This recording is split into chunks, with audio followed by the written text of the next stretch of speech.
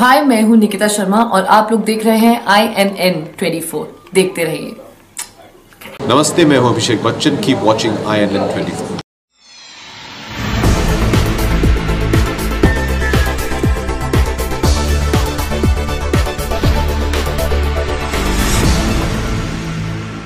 नमस्कार, स्वागत है आपका INN 24 पर। आपके साथ मैं हूं कृति सिंह। बुलेटिन की शुरुआत करते हैं हेडलाइंस के साथ।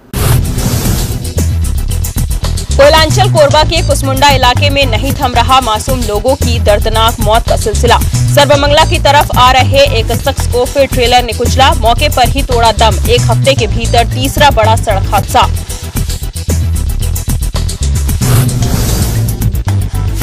रेलवे की विजिलेंस टीम ने चापा और कोरबा रेलखंड में मारा छापा। रेलवे नियमों का अवहेलना करने वालों पर गिरी रेलवे की कार्रवाई की गाज। बिना टिकट यात्रियों में भी मचा हड़कंप। 2 लाख रुपए से ज्यादा जुर्माने की वसूली। और रायगढ़ के स्ट्रांग रूम के सामने कांग्रेस के लोगों ने डाला डेरा। मतगणना के दौरान गड़बड़ी की आशंका से दे रहे पहरा। 3 कांग्रेस कार्यकर्ताओं की लगाई जा रही है 8-8 घंटे की ड्यूटी।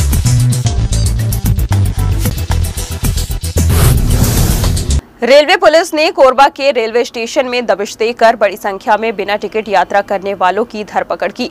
ये सभी पैसेंजर और मेमू ट्रेनों में बिना टिकट यात्रा कर रहे थे। आरपीएफ और जीआरपी की इस अचानक हुई कार्रवाई में WT यात्रियों में हड़कंप मच गया। बिना किराए के ही रेल का मजा लेने वालों के लिए कल की शाम शामत की शाम साबित हुई, जब बड़ी संख्या में स्टेशन पर पहुंची रेलवे पुलिस ने अचानक ही सवारी गाड़ियों से उतरे यात्रियों का एक-एक कर टिकट चेक करना शुरू कर दिया। पुलिस को देखते ही बिना टिकट यात्रियों के पैरों तले मानो जमीन ही खिसक गई, लेकिन वह खुद भी कहीं नहीं खिसक सके और सीधे रेलवे पुलिस की कार्रवाई के जद में आ गए।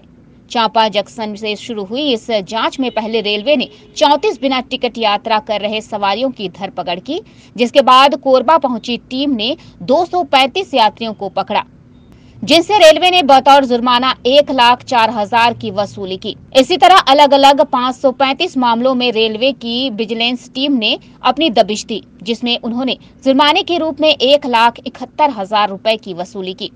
4 यात्रियों को प्लेटफॉर्म और स्टेशन परिसर में गंदगी फैलाते भी पकड़ा, जिन पर 350 रुपए का फाइन ठोका गया। इस दौरान यात्रियों को रेल सुविधाओं की जानकारी भी दी गई। बगैर टिकट यात्री या साधारण टिकट पर स्लीपर कोच में सफर कर रहे यात्रियों को नियम का पालन करने की समझाइश दी गई। साथ ही ट्रेन और स्टेशनों में कूड़ा करकट फैलाकर ट्रेन को गंदा न करने और सार्वजनिक संपत्ति को स्वच्छ रखने सहायक बनने की गुजारिश की गई। इसी तरह सामान्य के बजाय स्लीपर में यात्रा करने वाले MST धारकों को भी समझाइश दी गई। कुसमुंडा से कोयला लोड कर कटघोरा की तरफ आ रही एक तेज रफ्तार ट्रेलर के ड्राइवर ने संतुलन खो दिया और ट्रेलर सड़क किनारे पलट गई। गनीमत रही कि इस दुर्घटना में ड्राइवर और क्लीनर को किसी तरह की चोट नहीं आई। यह हादसा कल रात की है। छुरी के बंचरपारा के ढलान के पास ट्रेलर दुर्घटनाग्रस्त हुई है। कटघोरा पुलिस मौके पर पहुंचकर जांच पड़ताल में जुटी हुई है। छत्तीसगढ़ में 20 नवंबर को मतदान पूर्ण हो चुका है। प्रदेश के सभी जिले में जीत को लेकर आश्वस्त कांग्रेसी कोई चूक नहीं होने देना चाहते। इस लिहाज से अन्य जिलों की तरह रायगढ़ जिले में भी उन्होंने स्ट्रांग रूम के सामने डेरा जमाने का न केवल निर्णय लिया है, बल्कि तंबू गाड़कर डेरा भी जमा दिया है। जिले की 5 विधानसभा क्षेत्र के कांग्रेस प्रत्याशियों ने गुरुवार को EVM की सुरक्षा को लेकर कलेक्टर शम्मी आबदी से मुलाकात की और सुरक्षा की कमियों की ओर उनका ध्यान आकर्षित कराते हुए इस पर विशेष नजर रखने का आग्रह किया और स्ट्रांग रूम की स्वयं निगरानी करने की अनुमति प्राप्त की। कांग्रेसियों ने स्ट्रांग रूम में CCTV कैमरे के होने व पुख्ता सुरक्षा इंतजाम के बावजूद भी सुरक्षा मानकों पर खरा न उतरने जैसी बातों को लेकर जनता का ध्यान आकर्षित किया। इस पर कलेक्टर ने उन्हें आश्वस्त किया है कि वे खुद बराबर निगरानी कर सकते हैं।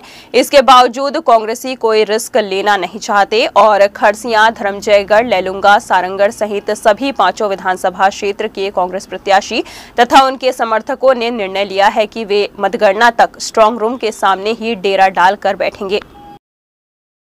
प्रशासन मोदी जी के नीचे तले है और हम लोग को शक है कि वो कुछ भी करवा सकते हैं। इस कारण से हम यहाँ पहरा दे रहे हैं। लगभग सभी जगह कांग्रेसी पहरेदारी कर रहे हैं। हाँ, आप यहाँ कितने दिन से कर रहे हैं पहरेदारी और कब तक करेंगे?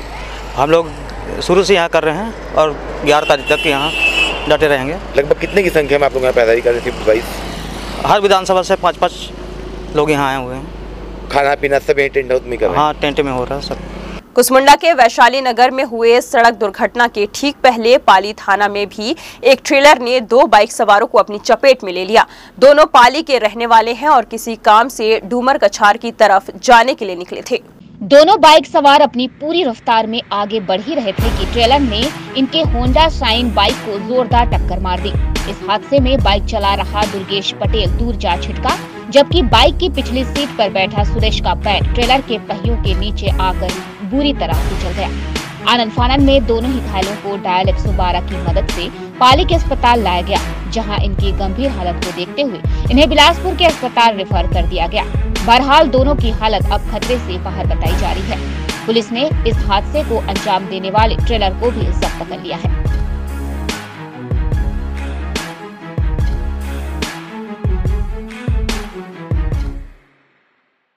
नोटा यानी इनमें से कोई नहीं। जी हां, चुनाव सुधार के लिए आयोग की तरफ से उठाए गए अब तक के सबसे बड़े कदम में से एक नोटा है।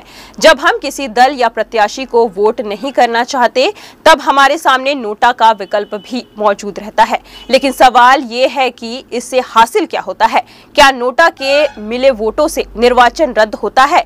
देखिए यह रिपोर्ट। नोटा यानी नॉन ऑफ द एबव चुनावी प्रक्रिया का एक अहम हिस्सा नोटा माना गया है। यह विकल्प उन मतदाताओं के लिए है जिन्हें कोई भी प्रत्याशी पसंद नहीं या वह उन्हें वोट देना नहीं चाहते।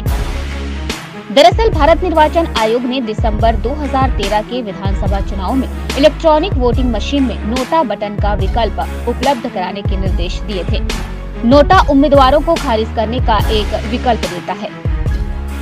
ऐसा नहीं है कि वोटों की गिनती के समय उनके वोटों को नहीं गिना जाता है, बल्कि नोटा में कितने लोगों ने वोट किया इसका भी आकलन किया जाता है। चुनाव के माध्यम से पब्लिक का किसी भी उम्मीदवार के अपात्र, अविश्वसनीय और अयोग्य अथवा नापसंद होने का यह मत केवल यह संदेश मात्र होता है कि कितने प्रतिशत मतदाता किसी भी प्रत्याशी को नहीं चाहते हैं।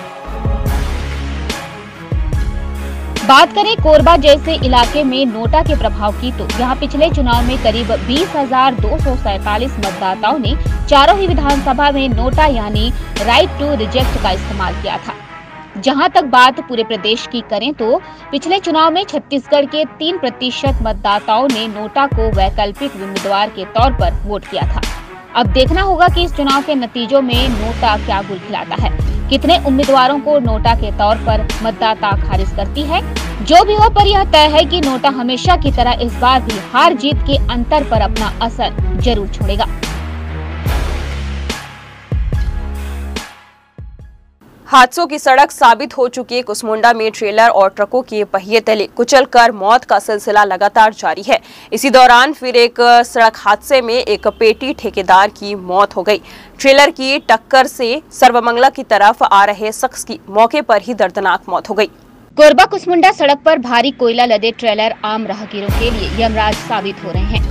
एक हफ्ते के भीतर तीसरी दफा कुसमुंडा इलाके में ट्रेलर ने किसी की जान ली है। पहले हुए मौतों पर बवाल थमकर तैयार हुआ ही था कि कल वैशाली नगर पेट्रोल पंप के पास फिर एक खूनी ट्रेलर ने राह चलते एक पेटी ठेकेदार को अपनी चपेट में ले लिया। टक्कर इतनी जोरदार थी कि शख्स की सांसें मौके पर ही थम गई। इस पूरी घटना को पास ही खड़े एक बच्चे ने देख लिया था, जिसने बताया कि वह एक ट्रेलर ही था जिसने युवक को ठोकर मारी है।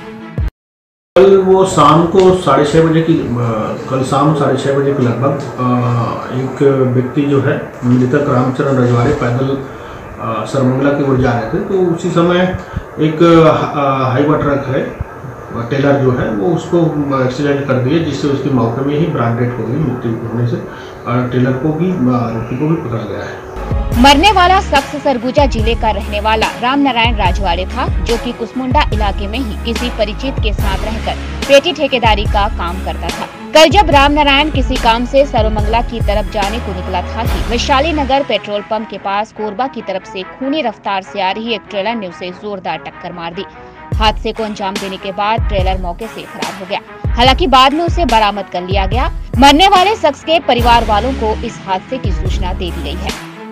रामचरण रजवाड़े मृतक का नाम पता चला है। ये बेसिकली रहने वाले सरगुजा के जिले के हैं और यहाँ पर एक राहुल बहादुर सिंह के जो वो है पेटी कंडक्टर के अंदर मुंशी के रूप में काम करते थे।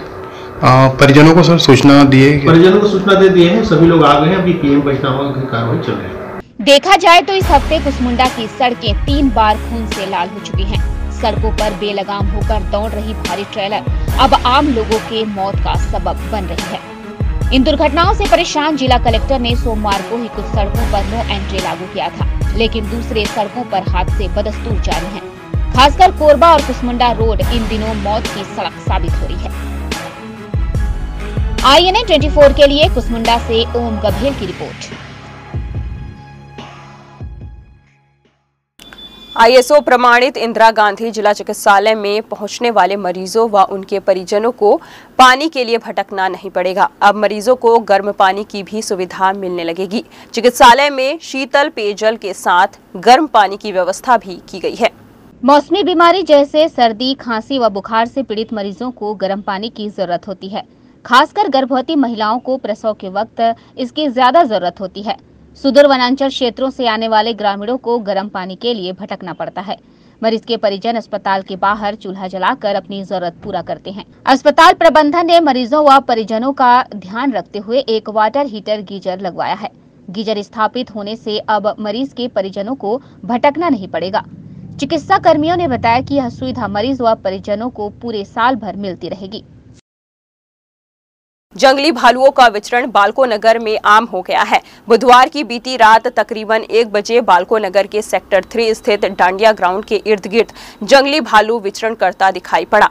बालको नगर वासियों से निवेदन है कि वे देर रात घरों से बाहर अन्यंत्र अंधेरे जगहों पर न घूमें तथा बच्चों को एवं महिलाओं को साथ रखें तो सतर्कता बरतें एवं अकेले ज्यादा देर रात तक न विचरण करें। सतर्क रहें, सचेत रहें तथा सुरक्षित रहें। शराब की चाह को लेकर आप कोरबा के लोगों पर शक नहीं कर सकते। जी हां, कम से कम यह रिपोर्ट तो यही कह रही है। आबकारी विभाग से मिले आंकड़ों की माने तो सप्ताह के 7 दिनों में ही शहर के मय प्रेमियों ने 3.5 करोड़ की शराब गटक दी। आबकारी विभाग से मिले आंकड़ों के माने तो मतदान के दौरान 2 दिनों तक शराब दुकानों के बंद रहने से शराबियों की सांसें हलक पर आ गई थी। लेकिन जैसे ही मतदान के अगले दिन दुकानों के शटर उठे तो शराब दुकानों में मानो लोगों का सैलाब उमड़ पड़ा। बात करें शुरुआती 5 दिनों की तो इस दौरान 2 करोड़ 30 लाख की शराब की बिक्री की गई। वहीं इसके बाद हर दिन 50 लाख से ज्यादा की शराब बेची जा रही है। दूसरी तरफ शराबियों की यह भी शिकायत है कि उन्हें उनके पसंद की ब्रांड नहीं मिल रही। बावजूद लोगों ने अब शराब की बोतलों में अंतर करना छोड़ दिया है। इतना ही नहीं बल्कि ज्यादातर दुकानों में शराब का स्टॉक भी खत्म हो गया है। शहरी इलाकों में तो फिर भी शराब की उपलब्धता बेहतर है, जबकि ग्रामीण और उपनगरीय क्षेत्रों में ब्रांड के साथ ही सभी तरह के शराब की किल्लत से जूझना पड़ रहा है। बुलेटिन में फिलहाल इतना ही। देश और प्रदेश की तमाम खबरों को जानने के लिए आप बने रहिए INN 24 के साथ। INN 24 यूट्यूब, फेसबुक और ट्विटर पर भी देख सकते हैं। वेब चैनल के लिए लॉगिन करें www.inn24news.in। नमस्कार।